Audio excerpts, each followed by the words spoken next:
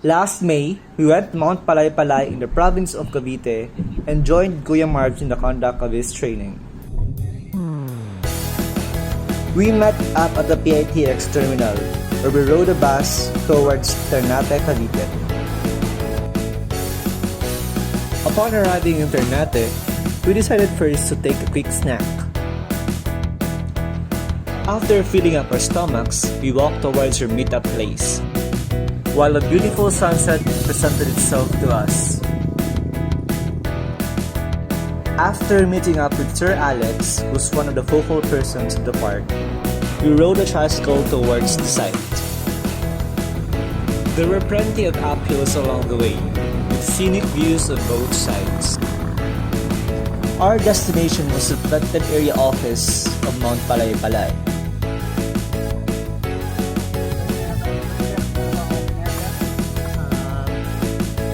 Mount Palay-palay-Mataas na Gulod Protected Landscape was declared as a national park in 2007 by President Gloria Arroyo. The mountain is well known as Pico de Loro, the popular destinations for mountaineers from Metro Manila. Dito pala kayo, boys? It was almost nighttime when we arrived at the park. Dito pala kayo? After arriving, we first settled down our stuff, and then prepared for a herping adventure.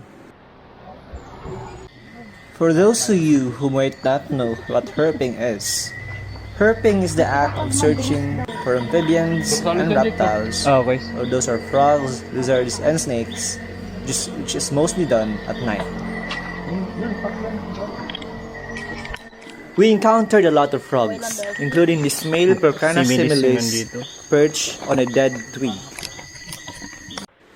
Several male Patimantis dorsalis can also be heard in the background. And along the way, we encountered a group of Rhocophorus pardalis, which are gliding tree frogs, preparing to breed. And some were already breeding.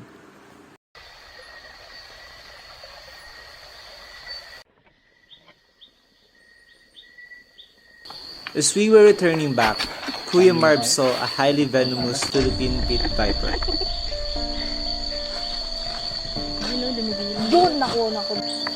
Philippine pit viper venom could cause necrosis or death of body tissues in the bitten area. It is important to remember that these snakes would not bite unless provoked. So if you ever saw these snakes while out in the wild, just stay away from it for your safety and of the snake. After getting some good shots of the snake, we decided to move it to a different location, that is farther away from the trail. Since the snake was disturbed and provoked, it decided to strike as a form of defense. After the snake was released, we head back to take our dinner. After filling up our stomachs, we decided to explore the roadside. It was already past midnight, so we decided to head back and take our good night's sleep. It was around 5 a.m. when we woke up to do birding.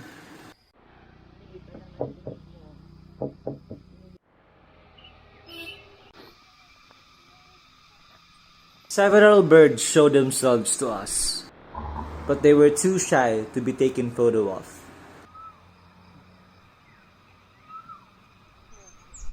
We tried to wait by a ridge to test our luck out, but I guess we don't have any luck at all. And that doesn't mean there's no more hope, right? In birding, you just really have to be more patient. And from the distant greeneries seems to be a silhouette of a hornbill. And alas, it showed itself to us.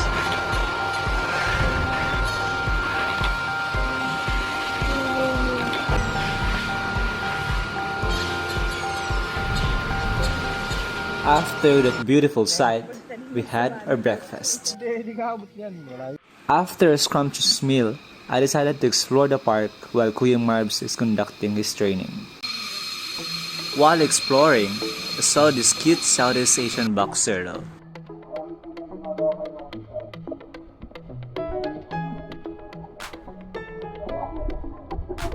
And this cute little non-venomous Philippine shrub snake.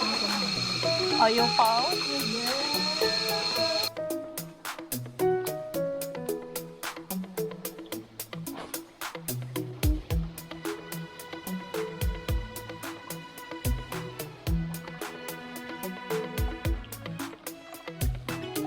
In the afternoon, the team went for an afternoon stroll in the forest.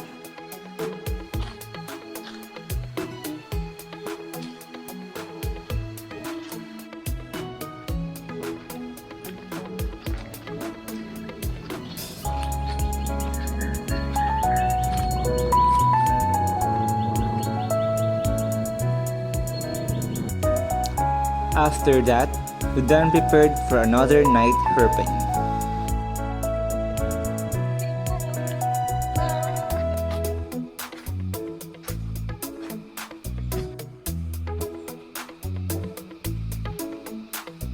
And along the way, we had to pass through this almost vertical slope.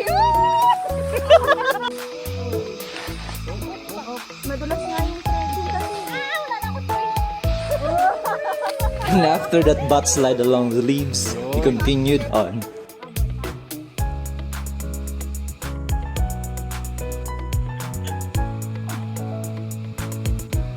We also have to pass through this ridge, which drops down to the river below.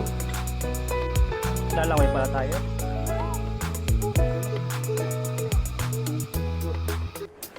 We rested for a while and waited for nightfall before continuing on.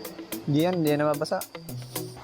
We continued to trek along the river, and sometimes there were slippery rocks that caused us to fall.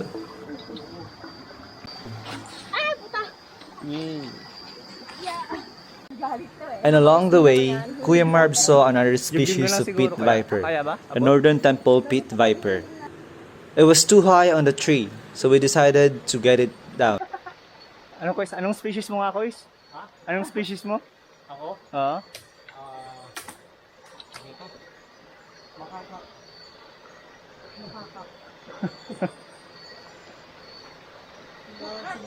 Makakasapi ninsis yan.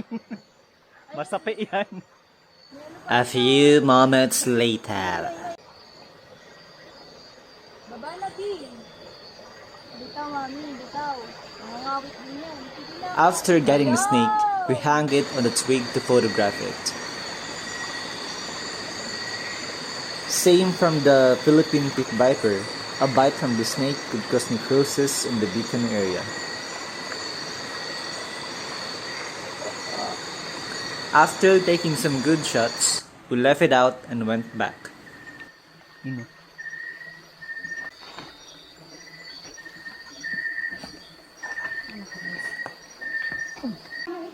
We had to pass through this culvert under the road in order to get to the protected area office.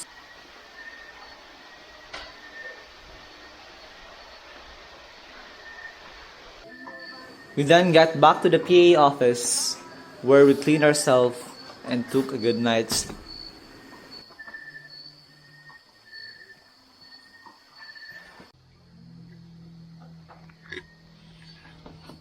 The following morning, we took our breakfast and said our goodbye to Mount Palay-palay as we head back to Manila. This adventure was truly fun, and I hope that we would be able to get back soon in Mount Palay-palay.